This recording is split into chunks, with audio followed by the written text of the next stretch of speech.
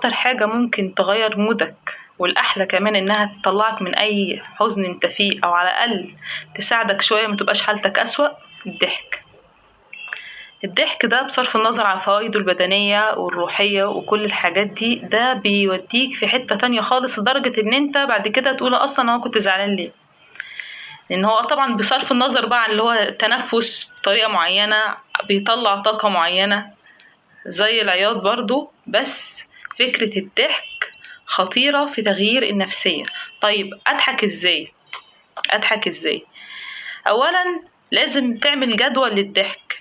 يعني انا عارفه ان معظم الناس يعني متعوده على النت تقعد تتفرج على حاجات بتسلي وحاجات بتضحكها وكده، ده كويس، بس بالذات لما تكون حالات شديده او انت عارف انت مضغوط في الشغل قوي ومحتاج حاجات كتيره يعني تروق عنك وتفك عنك، لازم تعمل جدول لكده. يعني مثلا تقول مثلا كل يوم خميس هفتح التلفزيون هشوف مسرحيه بتضحك، مش شرط كل مره نفس المسرحيه، بس الحاجات اللي بتضحكك اعمل لها جدول.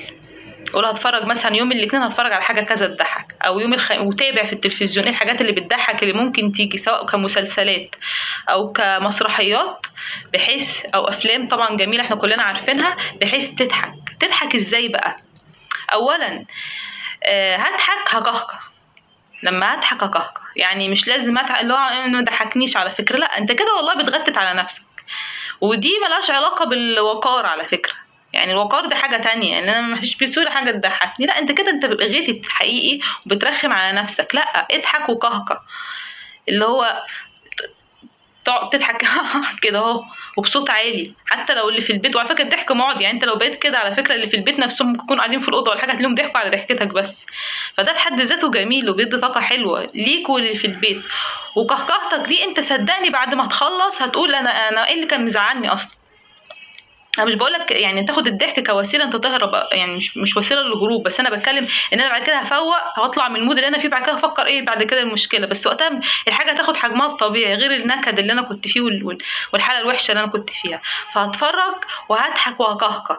طبعا لو انا شفت الحاجه، عشان كده بنصح ان انت بتتفرج على فيلم او بتتفرج على مسرحيه ما يبقاش على طول ورا بعض. يعني ما تكونش مثلا اتفرجت على العيله كبرت الشهر ده والشهر الجاي هتفرج على العيله كبرت، لا، يفضل ان انت تسيب مثلا منه، تنظم نفسك زي ما التلفزيون المصري زمان كان بينظم، لو فرق بينه مثلا 6 شهور او تخليها كده، بحيث اهم حاجه المسرحيه من نفس المسرحيه نفس المسرحيه تاني العيل كبرت مثلا من هنا ل6 شهور كنت اتفرجت عليها، مسرحيه ثانيه من هنا ل6 شهور كنت اتفرجت عليها. اهم حاجه بنوع في المسرحيات بحيث ان انا ما احسش ان انا الحاجه سمعتها كذا مره فمش هضحك عليها.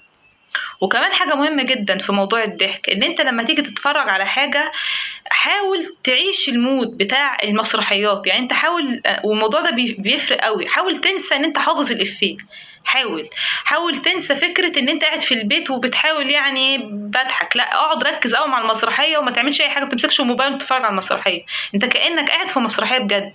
وده بجد بيفرق جدا، وده اثر معايا جدا برضو، كنت متضايقة جدا رحت شغلت، كان الحمد لله صدفت ان كان شغال مدرسة المشاغبين، وكالعادة له في حاجات انت بتبقى حافظها فبتضحك اللي هو كده، لا انا قلت انا قاعدة في مسرحية وقاعدة وكأني دافعة فلوس في المسرحية دي، وحاجات دي كأني اول مرة اسمعها.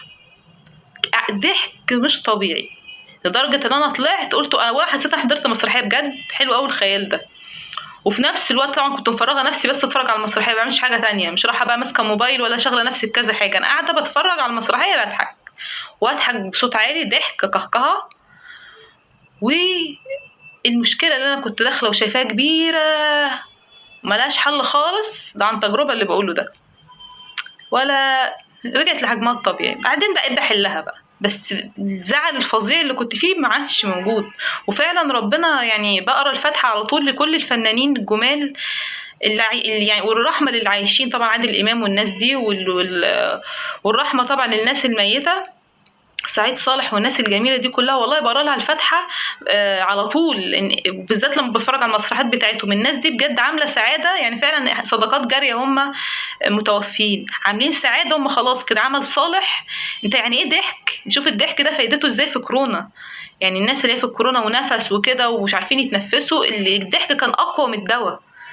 فاحنا ما شاء الله عندنا كمصر عندنا يعني ثقافه مش طبيعيه، وعندنا اقول ايه ثروه ثروة مش طبيعية من الضحك، والفنانين الجمال جدا اللي ضحكونا اللي أثروا في الوطن العربي كله، فدي حاجة حلوة. فبقرا لهم دايما الفاتحه الناس دي، سواء الناس يعني بدعي الناس اللي عايشه اللي بتعرف تضحك اللي قدامها، ودي موهبه مش طبيعيه وصعبه، والناس اللي ماتت اللي هي عرفت تضحكنا وبنتفرج عليها وبنحس ان احنا بقينا احسن بعد ما نتفرج عليهم. فانتوا الضحك حاسين برضو اللي هو مش مهم قوي، لا روحوا شوفوا الفوائد بتاعته. الضحك دلوقتي بقى داخل على فكره مستشفيات، يعني في مستشفيات كتيره بقت يعني دواء مهم بس بتعالج المرضى بالضحك. فانت عندك ده طبيعي، عندنا الحمد لله دمنا خفيف احنا كمصريين، وعندنا فنانين جمال جدا. فاتفرج على الحاجات دي واضحك قوي، واضحك من قلبك قوي. شوف هيحصل ايه. يعني عايزاكم تجربوا بس الموضوع ده وقولوا لي، اكتبوا لي في التعليقات جربوا الحكايه دي انت في مسرحيه، واقعد اضحك بقى والافيه ده اول مره تسمعه، وادي الفواصل اللي انا قلت لك عليها، اللي هو مش لازم مسرحيات. يعني عيل كبرت مش هتفرج عليها في نفس الاسبوع، لا عيل كبرت مثلا المره دي، الاسبوع اللي جاي مثلا مدرسه المشاغبين، شوف تابع بقى يوم الخميس بيجيبوا ايه، الحاجات الحلوه دي.